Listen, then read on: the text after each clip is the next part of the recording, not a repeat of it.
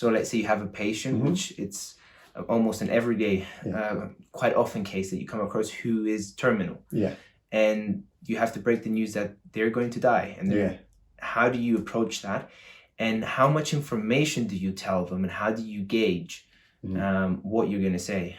Okay, it's a very good question. I mean, as you probably know, they all jokingly call me the doctor of doom and gloom because I'm always giving bad news. I think primarily because doctors are very scared to talk about death and dying. It's almost a taboo subject. Secondly, I think doctors are fearful themselves, probably because of their own fears and anxieties around death and dying. They don't feel able to cope with it. So if I'm asked to see a patient because I think they're really ill, and often it's myself actually breaking the bad news in a very clear way. And the key thing is using the word dying. You've got to be black and white with your patients. Don't use silly language like, you're not doing too well, or you've got a little growth. Patients don't know what a growth is or a tumour is, believe it or not. Unless they're highly educated, Joe Bloggs, a Joe Average, doesn't necessarily know a tumour means a cancer. So we've got to be careful with the language we use to patients. And as I've always quoted, I quote Nelson Mandela, who gave probably I think the best quote for communication. And you've heard it before. And he says, if you speak to a man in a language he understands, that goes to his head. Talk to a man in his language. That goes to his heart. That goes to his heart. What that means is you speak the language of the patient you're talking to. You reach them. And if you reach them, you can communicate more effectively. So what I often do is I sit like that poor patient we saw today, that man in his 40s, very, very ill. And I think the key thing is to find out what the patient understands. What you don't do is just go in and say, Mr. Smith, you're dying. That's it. You've got 2 weeks. Off you go. Sort yourself out. That's not how to do it. So what I often do is I go to see the patient. I'll say, hello. Let's say Mr. Smith, whoever you want to call him. Okay, I'm the palliative consultant. I've been asked to come and see you. Can you first of all tell me what you understand about your illness? So immediately you're putting the question if you like, the question into the patient's court and let him, he or her, answer it for you. You're trying to ascertain, what do they understand? What do they know is happening to them? And invariably, 9 times out of 10, the patient will say, oh, I think I'm knackered, doc, or I think I'm dying, doc. That's easy then. Once they say that, this patient realizes they're dying. And I will say, yes, you're absolutely right, sir. You're absolutely right. Okay. If they say, I don't know, I then pose another question. So questions are very important. Don't give closed questions, give open questions. So I say to them, tell me, what do you want to know? How much do you want to know? You put it in those words. They'll say, I want to know everything, doc. And then I would say, okay, are you the sort of person that likes to hear it black and white as it is, or do you want bits, dribs and drabs? Oh, doc, tell me as it is. I want to know everything. I want to know it clear, because no one's telling me. Some patients say, I don't want to know everything. I don't want to know how long I've got. What you don't do is give patients what they don't want to hear. But you must never lie. I never lie to my patients. Secondly, you must never collude. What that means is that if the mother or the daughter or the son or whatever says, don't tell my dad or my wife, my loved one, that they're dying, you mustn't do that. That's unethical because your priority of care is the patient, not the family. And I always say to them, look, I want to be truthful to your loved one. I would never lie to them, just as I would never lie to you. If they want to hear that, I will give them the answer. But if they don't want to hear that, I'm not going to tell them what they don't want to hear.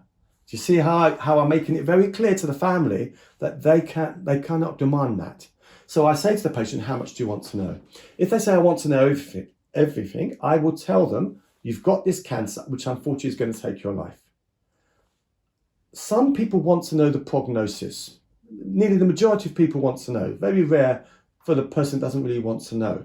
And they will usually say, how long do you think I've got, doc? And when they say that, I always put it back to them. Do you really want to know the answer to that question? And invariably they will say, yes, I do.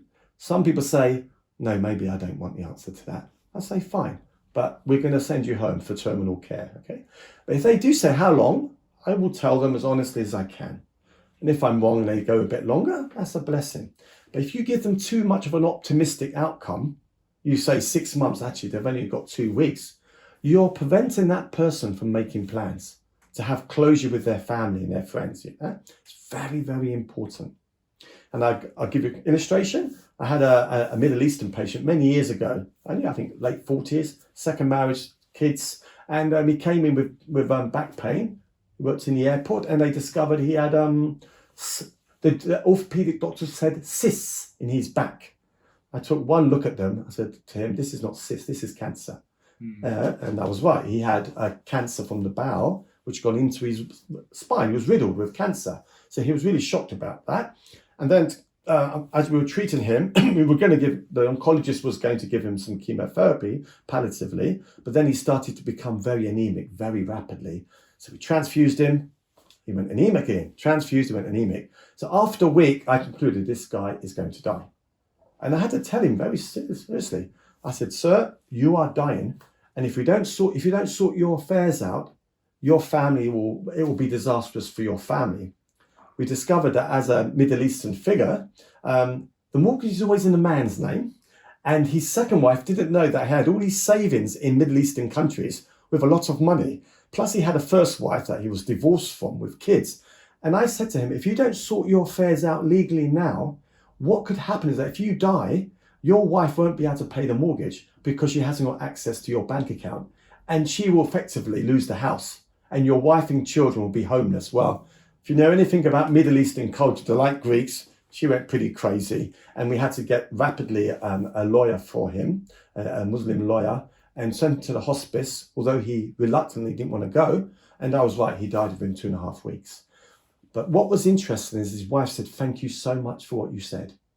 He didn't want to hear it, but if I hadn't said that, she could have potentially lost the house. She would have to have gone to court to get access to the bank accounts. It would have been awful for her.